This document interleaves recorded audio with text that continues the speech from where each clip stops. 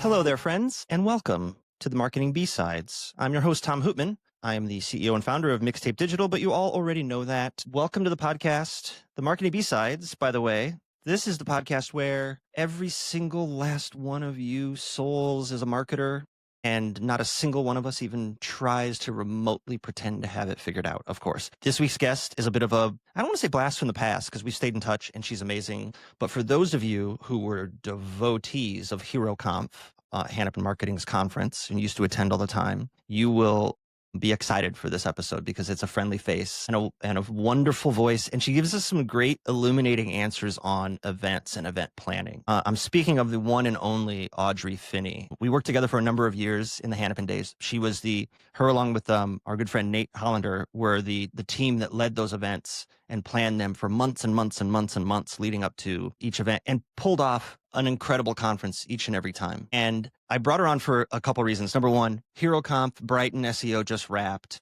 and I wasn't able to attend. Womp womp, bootstrap startup life. But I in some interactions with people who were going, Audrey's name came up, and it was dawned on me that she did so much planning for the events and but everyone got to see her every year at Hero Conf, and we don't have that anymore. So without that, I would love to have Audrey's face on this podcast again and have folks kind of catch up with her through a conversation with me. Of course, we talk about Taylor Swift. Of course, we talk about event planning. She now owns a number of restaurants and a car wash. We'll get into that. So there were so many unique little pieces of the puzzle that came together that made the timing right for this one. So I'm excited for this conversation, for you to hear it. As always, like, subscribe, get a tattoo of the logo on your body. Do whatever it takes to show your love and support for the Marketing B-Sides. You know where to find us, and let's get to work.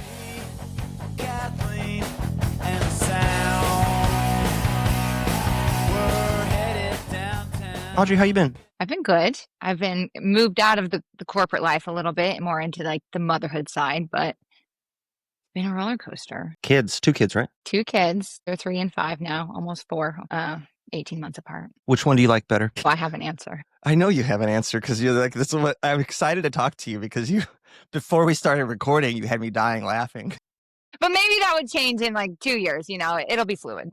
It's like an AP ranking in college football. Exactly. The Week by rankings are week. going to move as the season. It's a long season. It's a long season. I'm learning. We're going to jump into the first question I ask everybody. Maybe not the first question, but a question I ask everybody. And I'll tell you something that Elena told me. She's the producer of the podcast, of course. You know Elena. I'll tell you after you answer. 3 to 4 songs would be on your playlist to describe your career. I knew you asked this question, so I put some thought into it. However, 3 to 4 feels aggressive. I'm going to do 3, 2. I don't care. 3, 2. Okay.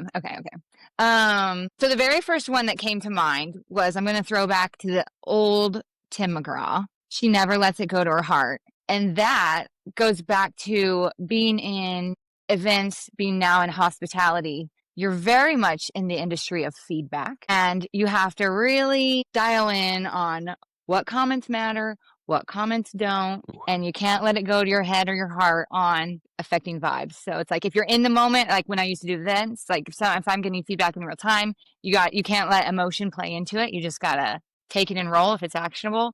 If it's some BS comment, then it's just like, smile and say, okay, we'll take care of that, and then move on with your day. You could say it's bullshit. You could cuss fucking bullshit. It's like, well, I'm used to kids speak, so I don't do. Cover your ears, kids. I remember that from the Hero Conf days because people would be commenting during the event, and they're like little bitty snips and snipes about just random shit. It's too cold in here. I don't like this speaker. They didn't have a yogurt parfait at breakfast.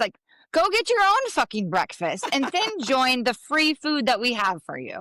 It's because what people don't see, number one, it's like the culture today is that everything people think they're 10 feet tall and bulletproof on the internet.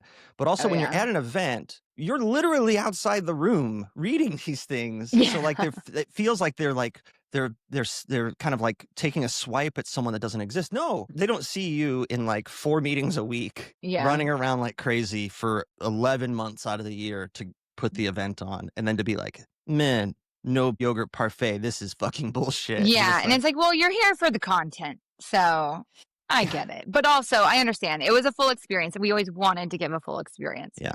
And it's and that yogurt parfait costs like $17,000. Yeah, we take cost into account. You want a higher ticket price? Fine, I'll add the parfait. I like it. I like that you're the school bus driver already. Sit down. Yes.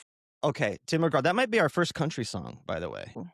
Well, I can bring it back to pop because I had another one in mind. Okay. However, you can't read into the lyrics too much because it's a little. You might remember the artist Carly Rae Jepsen from the famed "Call Me Maybe." That's not the song I have in mind. Okay. The song is her newer song, "Cut to the Feeling," and that is like you get really excited about this one moment. Aside from really reading into the lyrics, so Hero Conf and events I was in, it's like you grind, and then you get to like at the very end is when you can relax, and so it's like cut to the feeling of like then I can actually smile and bop around, whereas you have to be really head down, or I did when it was like really in the throes of like events and scheduling and speakers being where they needed to be and logistics happening and taking care of attendees and transportation. When do you really relax? Is it the morning of the last day? Is it the? It was the last keynote, or is like the last like session, like once everyone's where they need to be for the last time. That's when I can relax. Yeah. Because you never know where a speaker, like the ending keynote, can get like sick or hit by a bus or something or disappears like at the last minute. Yeah, day two typically runs itself. So the morning of day 2 is far less stressful than day 1. However, there's always something, like even weather comes into play. This was before Hero Conf. I did educational publishing events for teachers where they would get their continuing education units. And they were large. They were always over 1,000 people. And like we had a tornado one time on day 2, Oklahoma. We had to get everyone into bathrooms, into hallways, and so it's unpredictable.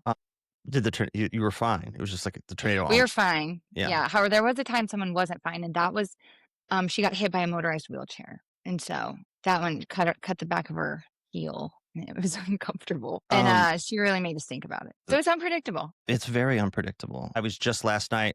Jeff and I had drinks, and we were talking about never a dull moment in this business. Oh. Because he recently he was talking about a situation that he was working with, and it was like, well, we've never seen that before in all our years. And we were talking about how you've never seen it all. And when I worked at Chi-Chi's, there was like a head of HR was in Bloomington doing like a visit or something. And we were sitting down to have lunch together. And the topic came up of like things you've never thought you'd see before. And she had like a car that like rammed into the front of the restaurant and seriously injured several people. Like someone just pulled into a spot and didn't hit. And like, she's like, I never thought I'd have a car drive through the restaurant.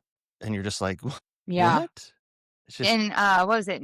It's probably 3 years ago in a social canteen in Bloomington that someone ran into like the fire hydrant. There was a water main break right there on the corner, like flooded our whole restaurant. Yeah, because the restaurant, the front door is like right there. Yeah. It's just like you never know.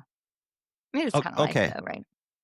Tim McGraw, Carly Rae Jepsen. I mean, I'd be remiss if I didn't add in a Taylor Swift song. I will proudly stand by Taylor Swift and being a Swiftie. Thank you. I knew you were going to say that. That's what Elena said to me before. She said, you better brush up on your Taylor Swift again. Opalite on the newest album. It doesn't really relate to my career journey. However, it's very much about like making your own happiness. And I think that's just a very good life message. Yeah.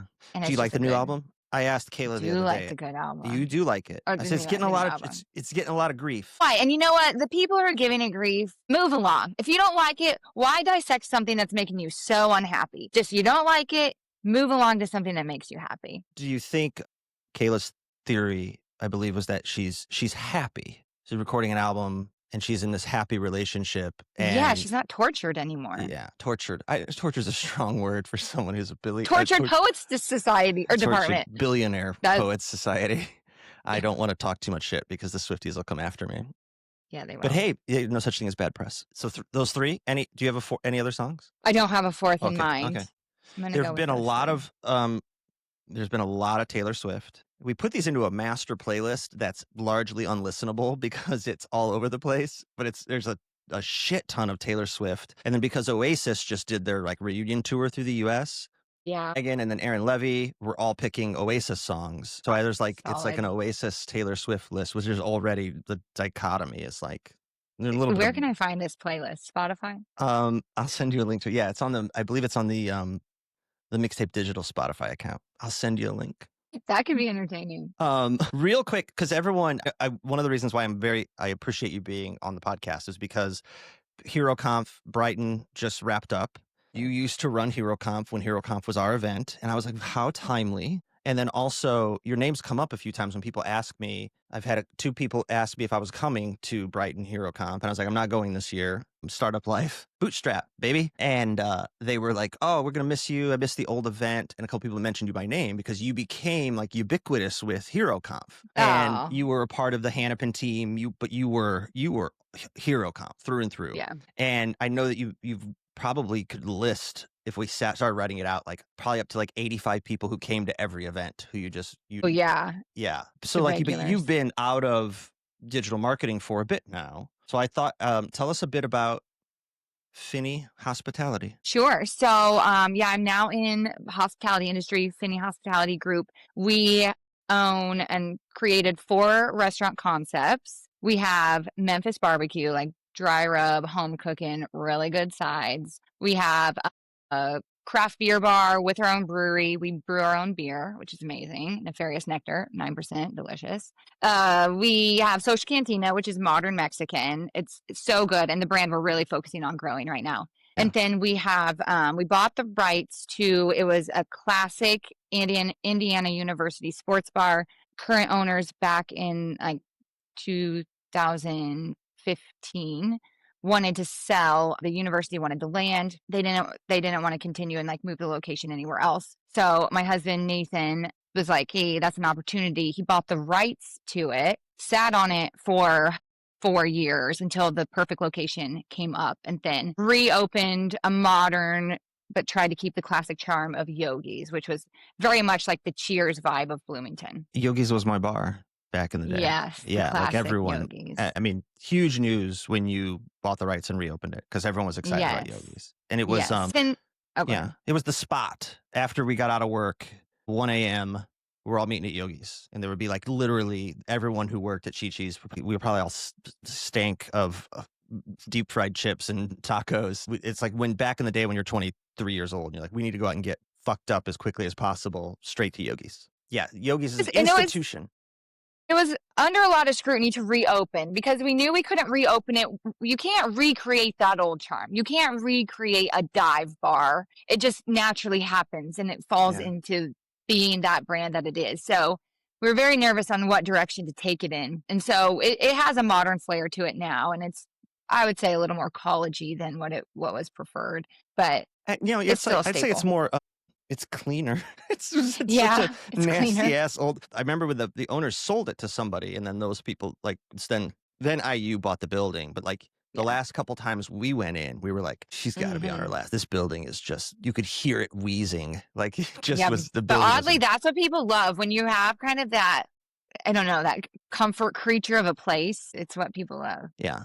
Well, I like the new location. I like it being downtown. Thank you. It wouldn't work where it was at. It wouldn't work there because all the kids want to live downtown in like luxury apartments, and they don't rent rickety old houses out in the neighborhoods anymore. No, they got it too good. Yeah. So welcome to the real estate corner of the Marketing B-Sides. Within those 4 concepts, we have 10.5 stores. 11th opens in November. Broad Ripple, Social Cantina. Broad Ripple, downtown Indy. Yes. Downtown-ish. Yes. And then we also added to the portfolio a car wash in 2022. And that was born out of COVID when we had no income and all the restaurants shut down. And Nathan was like, I need to diversify our portfolio. And so we were trying to create an idea that was kind of pandemic proof because we had no idea if it was going to happen again or how long it was going to last. And so wheels got to turning. And when is it touchless or is it a brush? Yeah, express tunnel through on a conveyor belt. So it's a pretty little thing. I love it. It's in Columbus, Indiana. Like a dozen restaurants or so, and then a car wash. I know people are just like, "Oh, Breaking Bad, are you laundering money?" I was like, "No, not yet. At least there's still money to launder yet. It's all right." Yeah, but we are hoping to grow the car wash at some point. But we can build 2 social cantinas for the cost of 1 car wash. So you gotta weigh out all those margins. Cheap. They're not cheap. If you do it well, if you do it right and you do it well, you can build a cheap car wash with concrete cinder block, but there's no appeal to that. It's a competitive market. Very competitive market. That's only getting more competitive. There's like Yeah. 3 of them near me now, and there were 0. I know, and everyone's like, you get excited when a new site is getting built, and then you see it's a car wash. But it's an attractive business model, and Well, so yeah, it's passive income for the most part, right? yeah, It's a funny. lot So goes wrong mechanically, though. yeah, I underestimated that. it's funny you dismissively said it's you get excited about something new coming in, and then you find out it's a car wash. It's car washes and self storage. You're like, oh, It is. oh, self storage, boring. Yeah, I know. You know, I understand why it's happening, but then even as a consumer, I'm like, oh, okay. Or Yeah. bank. Like, who even goes into banks anymore? How long were you at Hannafin and Brain Labs? Just shy of 7 years. Yeah. What do you Yeah. miss the most about being around and working around digital marketing? 4.5-day work weeks. The people. So I do miss the people. I really do. I really miss the nerd culture a little bit because digital marketers are so analytical. But what I would love is when they would get analytical on like off topics, not related to work, where it was like, what was it? One time, Tanner was like charting the spelling of possum over time and like how often that was searched and what spelling, because then it became an office debate. Are we putting the O on possum? Are we not putting the O on possum? And then I like those I don't know how to call it, like not work conversations. And when people just like deep dive into senseless things, and that definitely happens from digital marketers and just those data-driven. Super nerds, data-driven, super nerds. Yeah, I mean, it's almost like a very powerful weapon, but sometimes it gets pointed at the spelling of possum over the history of time. It's a smart wit, about intellectual, nerdy data people, and I really enjoy that level of humor. When you think back on those years with Hero Conf, because I was there for all of them. And I remember the indie one when it first started, when Pat, it was like, let's do a conference. And I was like, what? So seeing it grow, I mean, what do you think made it special? Because the people, I said the 85 people on the list who were there every single year, like people still talk about the old event all the time. Yeah. I think it's that sense of community. And it's like, it was built for the community. It was built by the community. It was just very much community driven. And it's an obvious statement to say like in-person events are for that, like person-to-person relationships, but it really was the people that made it so fun. Like it was cool to see the people. They hadn't seen each other since the last Hero Conf. People engage online and they're blog writers and on Twitter and all sorts of like professional methods of communication, but then they get to see each other. Or I would even hear people say like they met their like digital marketing hero in real life, and seeing those connections like come alive and network and grow and turn into like you said, people 10 years later like still connected. It's just really cool to see, and it was cool to be a part of that. And so the sense of community felt very authentic. It felt very genuine. It felt very deep. It didn't feel surface level, and I don't think it was surface level. And I enjoyed cultivating. Yeah, I mean, you were the matriarch, right? Like you were. Yeah, later on, Nate Hollander was a part of it, so I can't take I love Nate. Yeah, all the credit until he left. But then I got to run with it a little bit. Yeah, he was the patriarch. You were the matriarch, right? True. Shout out Nate. Hope all's well. Fuck the patriarchy. So, it was fun. Tell me about the worst. You can name names. I don't give a shit. Like the worst attendee, speaker, just person. I have one that comes to mind, and I didn't even meet this person. Of like just total shitheads. There are a couple total shitheads, but like one total shithead that comes to mind. I'll share mine after. But like, I was gonna say I want to hear your story. I'll go first if it gives you. I'll buy you time. Like the worst, just the shittiest. I just like you're at an event. Just don't be a shitty person. Someone when Will Reynolds was the keynote. Okay. And Will's great. Will's gonna speak from the cuff, authentic, and there was a group of attendees from a specific company that were really shitty in the moment, and actually during the keynote were complaining about him cursing in his keynote. I remember that. And I just never wanted to like just slap someone. It's like you're an adult. Are you kidding me? Like, and it wasn't like bad. He would just drop the occasional like fuck, shit, bullshit. And they were like, in the moment, sent from my iPhone, like I am offended at the language in this. And it's like the median age here is like 33 years old. We're all fucking adults, and it's digital marketing. So like, and he was making great points. great points. So just listen to the content. And I just, to this day, I think about that company and it's like, oh, I'm not going to name the company, but like, it was one of those, like, of course it's them. Very sanctimonious group. Yeah. Yeah. Well, I can parlay that into mine because I do have something, and it was the closest thing I've come to ever personally being canceled. And it came from a panel at Hero Conf, and I got called out for it lacking diversity. And let me tell you, what the people that came after me don't know the effort that went into leading up to that, because I know we need diversity. I value diversity, cultural, racial, gender, all across the board. However, these people, I was insulted that people thought I didn't try first before I slapped 4 white males up there on stage, not physically, I put them up there. So I was, people came after. It's kind of a Twitter war when people were like too afraid to say anything. And I think we did get a few emails here and there, but it was not like without effort. So like we had tried a couple women, they didn't come on. I tried a couple people of color, they couldn't make it. And so it's like how just the cancellations and the speaker engagements fell into play. We could either like cancel the panel, but it was pretty valuable content, or we could have 4 perspectives from white males. And I understand how it looks at a glance, but I was very insulted that people didn't assume the best intentions, like didn't lead with that, because like they know us as a company, they know us as a brand, they knew me as a planner a little bit. And so I was just like, I felt like my character was attacked unnecessarily. And it wasn't for lack of effort. It was just kind of how the cards came into play. And I remember the names that started that conversation. But I'm not gonna. I know one of the people, and that's difficult because I remember the lead up, because I was never like, I was around because our team was like going to have a booth. We were going to be at the event.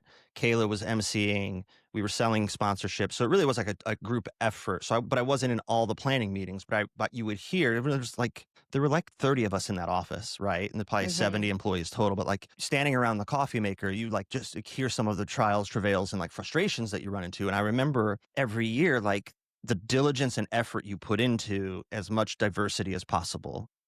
And how it ended up being tough, because if you put out a call for speakers, and I'm making numbers up, but like 200 speakers submit pitches, 175 of them, again, making numbers up, are like white males. Right. Yeah. And it goes back to, Kayla Kurtz and I talked about this on a previous episode when she was rightfully so giving me shit about being the first woman on the podcast. And I'd had 2 or 3 women who canceled or said like, hey, I don't think I'd be a fit, who would have been great fits. And it goes back to the adage of like that colloquialism of if some random white guy sees a job posted online, they're like, sure, fuck it, I'll apply. But a woman is more inclined to not apply unless they feel like they're a perfect fit for it.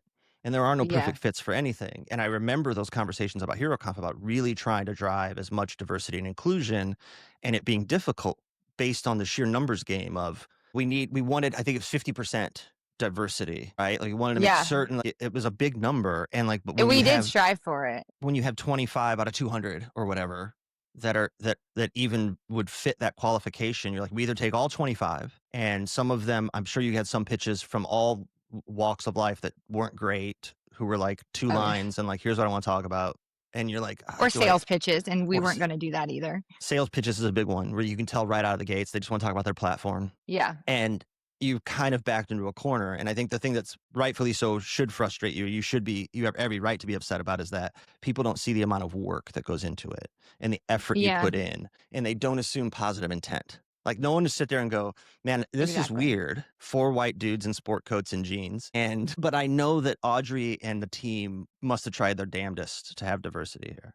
It's immediately goes to like, what the fuck? And we can go off submissions. I mean, that's where we start when we're doing speaker selections. But then if we did feel like we were lacking diversity, or we knew a strong woman in the space, or we knew just other people that were doing great in blogging but hadn't ever taken, had the confidence to move on to like the stage or a speaking engagement, we would go after those people and invite them to pitch, be like, hey, we think you would be a great fit. Like we're trying to, like you said, maybe people who felt like they were 80% qualified but needed to be 100% before they were all in. We tried to go after those people and would personally find contact information, try to email, try to get them on stage. And so it does. Yeah. The speaker selection is very hard. And I do think Hero Conf made a name for itself for really having the meat and potatoes of actionable content. I mean, that's very much what I was proud of, what we like strive to give. I mean, behind the networking and the connection, your company is paying a decent amount of money for you to learn something applicable. It all kind of just like goes back to, we tried. Yeah, you try. Hard. And sometimes people don't see that effort, and they're assholes, judgmental assholes who didn't put in the work themselves. On Twitter, of all places. Or X, sorry. Since it was Twitter at the time. Still Twitter to me. Yeah. Along those lines, tell me a time that something at an event went horribly wrong, but ended up becoming one of your favorite memories, or turned out great on the fly. I couldn't think of one for this one. Really? Like you're just such a great event planner, I guess. That doesn't. Honestly, if there was something that went horribly wrong, odds are I've blacked it out. Like, I refuse to live in that mental chaos. Yeah. And I've probably just protected myself and forgotten it. Well, and I also think there's probably a million little things that go wrong, like a bus shows up late to take everyone to like an excursion or something, or like the bar you show up to that's going to host forgot you were going to be there, but they pull tables together and pull it off. Like, shit like that in the moment feels like an emergency disaster, but reality. Yeah.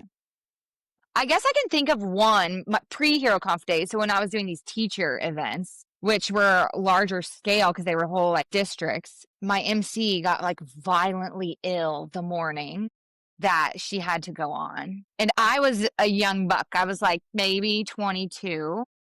And I had to step into the MC role. And if anyone knows me, I am a behind the scenes.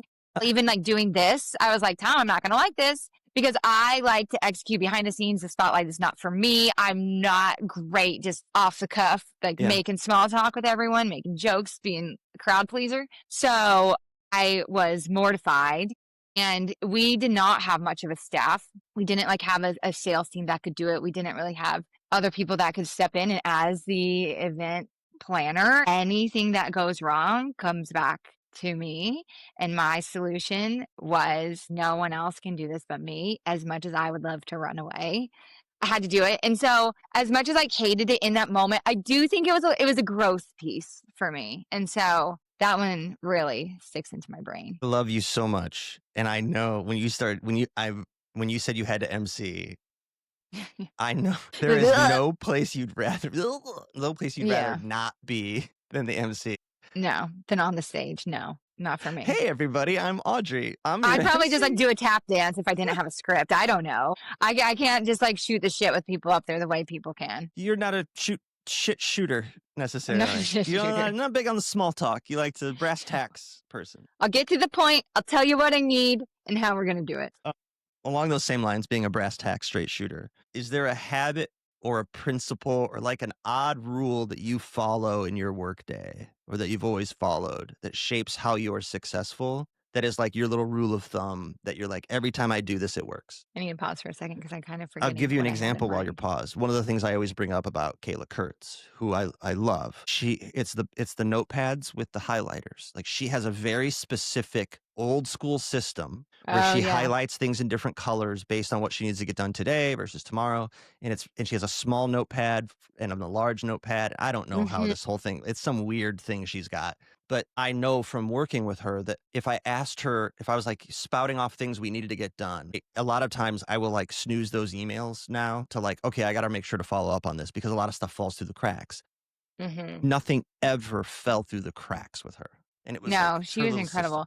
She was. And actually, I need to throw back to the whole cancellation conversation because Kayla went to bat for me on Twitter during that whole escapades. And that's what she would do. You'd expect nothing less from her. She's a loyal, strong, smart, amazing person, which it was even just recently, like we were talking about Taylor Swift on text just like last week, 2 weeks ago. So I love that we're still connected in that way. But so yes, shout out to Kayla in all the ways. She was amazing at what she did, XYZ. She always stands up for what she believes in, which is a wonderful thing. She does. And that is a wonderful thing. I don't know. I'm just, I go back to like this one saying that I live by a little bit of just pay attention to what gives you energy. And I think that can parlay into personal and professional, where it's like, okay, if something's dragging you down, or there's a project, or there's like a client relationship, or, you know, something that's just not going well with an employee, and if it's a drag on your energy over and over again, it's going to not lead to something successful. And so it's like, figure out a solution, like, find solutions to things that are zapping your energy, and then elevate the things that are, or find ways to like pivot what's not into a way that is. And so I kind of live by that with personal relationships, professional relationships, kind of the workload. You don't like it, if you're in a position to delegate it, delegate it. It'll create a better result. It'll create more momentum and efficiency. So pay attention to your energy. A little Pay attention to but... your energy. Well, chances are, and that why I love that is that it's if it's zapping your energy, chances are whoever you report to. So if you report to the CEO, it's probably zapping their energy as well. Yeah, the domino effect. Yeah. For sure. So in essence, you're solving problems multiple layers up just by solving your own problem. So you've shifted into restaurant, and I love restaurants. I thought I was going to be a restaurant manager for the rest of my life. Like, well, you can. Chi-Chi's is opening again. Chi-Chi's coming back. Yeah. It's going to be a competitor of Social Cantina, I guess. I don't know. We'll see. You don't know how many people have sent me that article or information or brought up, hey, you know, Chi-Chi's is coming back. My friend group, all of my friends, all the married couples I know met when we worked together at Chi-Chi's and have gotten married. I met my wife there. And it's interesting to hear them all like, hey, let's get the band back together. Like, no, yes. I am not. Those days are long gone. It was good. It really was good, though. I remember eating at Chi-Chi's. You know, you start giving people hepatitis and killing people in Pittsburgh. Next thing you know, it's all over. It's bad reputation. You can't wash hepatitis off green onions. You have to cook. And it was the scant of green onions on everything. Anyway, I could still make a hell of. I mean, they taught me how to roll a burrito. I am phenomenal. What was the corn? Like what was that called? Corn cake. Corn cakes.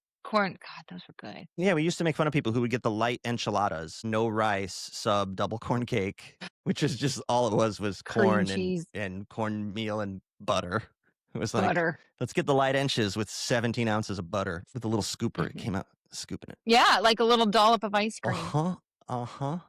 I spent way too many years on the line. So I was talking about it on LinkedIn. It comes up a lot, like the whole restaurant people can do anything, right? Like give me someone who's worked in a restaurant, sense of urgency, being able to read a room. I mean, what do you think about, what is it about hospitality work that makes people transition so well into other careers? I think when you look at, like if I look at our team and people that have moved on, and, you know, we get a lot of younger out of school, you're trying to make rent. You got to do what you got to do. You jump into a restaurant job, they're available. And then they go on to have great careers. And I think the ones that excel the most in my eyes all carry the characteristic of empathy. And I think in hospitality, you have to care for the guest. It translates to caring for a client. It translates to caring for your employer. It translates to caring for the work you're producing, because it's like rippling into how other people are feeling and wanting to be proud of what you're doing, because a little bit of a people pleasing, I think, comes into play. I think it's the depth of care in a hospitality environment, because you want to provide an amazing guest experience, and that kind of translates into other relationships. That's really good. You think it's like a bite-sized, no pun intended, a bite-sized example of client success in like a 1 hour like window? Yeah, I would think so. And I think, I don't know where to go with that one, but I mean, I also think too that there's it's high stress and it teaches you workplace camaraderie. And I think that teaches you how to have each other's backs, run each other's food, treat us other people's tables. Yeah, communication. There's an element of like, you can't do it alone. So like you can literally handle your section alone, but there are moments that you're in the weeds and you just need help. And you're relying on a host, you're relying on the kitchen, like you're relying on the line, you're relying on the runner, the busser. Like it's very much a collaborative effort. Yep. And I think it teaches it going back to it skews to people right out of school or still people in school. It's like their first taste of working in a very unprofessional, professional environment. There are themes of working in a restaurant that translate into an office that, I mean, talking to people, we have people who just graduated who this is like their first job is at Mixtape Digital, and when I talk to the Kelley School of Business, it's like when I talk about, because I don't know shit about shit, but I know how to run agencies and what it's like working in an agency, and people the students tend to light up and have a bunch of questions about that. And I realize that if they don't get a job or don't have to get a job while they're in school, they don't get any of that until they're out. So like they come into their first professional environment and you don't, all you know is what you've seen on TV, which is a horrible place to learn what the workplace is like, because it's Yeah. not the office. And you have to learn how to read a room and have EQ, and when to ask for help, and when people might need help but don't ask for it. And those are things you just kind of pick up intrinsically by being in the weeds at 8:30 on a Saturday night, graduation weekend. Yeah. Graduation weekend is still our busiest weekend of the whole year. It's just nuts. It's It's like crazy. move-in It is day. nuts. Move-in day was always tough because we always forgot it. And it's a random Wednesday in August, and I would be driving from downtown to the east side to go to the restaurant, and you would turn onto 3rd Street and you just run into traffic, and your heart Yeah. would sink because it's Wednesday. And then you there's see someone going the wrong way on a one-way. someone going the wrong way with a New Jersey plate on their car. Yeah. Shout out East Coast Safety School. And you would just because you knew there were 3 servers, 1 line cook, and a 3-legged dog running the place that day, and you didn't schedule enough. And you're like, oh, shit, it's going to be like a Saturday for 3 hours. Talked about earlier in careers and formative years. Can you tell me something about something you held, like a belief you held dear early in your career about success or performance that you now kind of think is bullshit? That one probably goes back to book smarts for me. Like, I just thought if you were book smart in high school, then you were going to be successful. And now in the real world, you realize how much further street smarts gets you. And the book smart, it doesn't teach you like the emotional intelligence. You could take the smartest person in the room, but if they don't have the EQ and can't hold a conversation or make small talk, and we joke about how you hate small talk, but like you could still make small talk, right? Like we've both been around and I think worked with some insanely smart people. You take for granted what comes easy to you, whether that's book smarts or whether that's conversations or relationships or client services. Like there are superpowers that are different across each individual. Right. And getting an A on a paper does not translate with like working collaboratively and being able to, like you said, the emotional intelligence of people management or handling like anger or conflict or communication in terms of just a workplace. I think there's very few jobs where it is so siloed. You're not working with anyone else. But when it comes to school, and then they have you do group projects, but that doesn't mean anything, but it's like grades only get you so far. And especially in this day and age, like I just think a college degree, unless you're going into a very niche profession that requires like a medical, a law, like an engineer, something like really extreme, when you go into the creative sides of certain professions, it's not as valuable as I once thought it needed to be, and so when you see or hear people not liking school when I was younger, I'd be like, oh, they're going nowhere. But then I'm like, no, some of the, like even Nathan, my husband, like he was a solid C student, solid C. And then he was a business genius, and then I was just like, wow, okay. That didn't translate, Yeah, that was always interesting to see.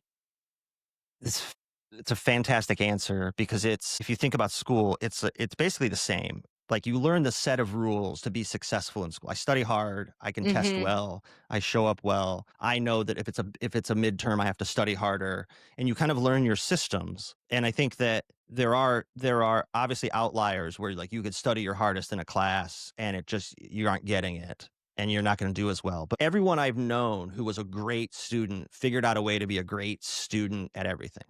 And then you get out of that into a different environment with intangibles and outside impacts and emotions and feelings. And like the best way to sum it up for me is like the rules don't apply. And sometimes you just lose. Sometimes you win. Sometimes the wrong person wins. And it's almost like it's not fair anymore. Like you can't can't control it all. And anytime you have to influence and convince and figure out problems that are unique and individualized, that are every time it's different, it's a completely different set of rules. And some people thrive at that who didn't thrive in being a student. And I think that there's an element of that it's digital marketing. I always say like the crux of some of like the roadblocks that agencies run into is to get started in this business. 99% of the time, you're a subject matter expert. Like we take someone who's 22, we plop them and say, congratulations, we're going to teach you to be a genius at paid social. And they manage paid social. Then they have their own clients. Then they move up and they have larger clients. And then they're like one of your go-to subject matter experts. They're helping on pitches. And it's all expertise.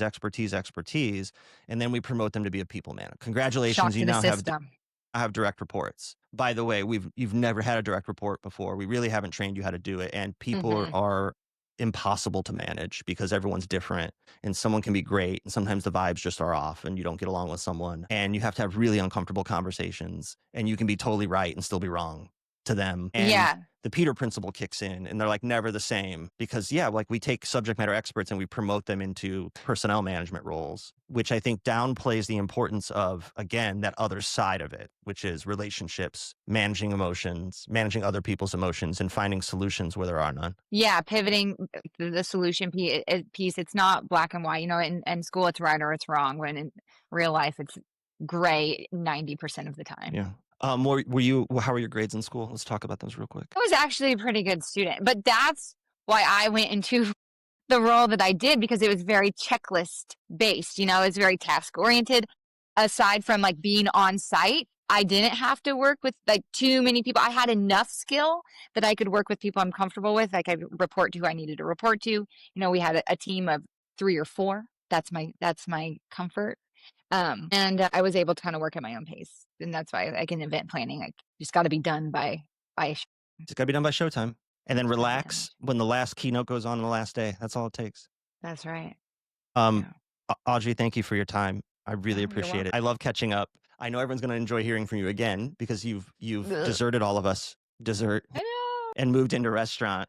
But also, you work in a like social cantina. One of your chains is a Mexican restaurant, and it's like, to me, I don't know if you've seen me or heard me say this before. Like, people used to be crying in the bus stand at Chi-Chi's because they were so overwhelmed because it was so busy. And we had a saying that we created that was like, hey, like, we're just making tacos. Like, I used to, my old team at Brain Lab still says it. So like to this day, like, you're just making tacos. Just making tacos. Just making tacos, my friend. I appreciate your time. Thank you so much. That's true. Thank you for having me.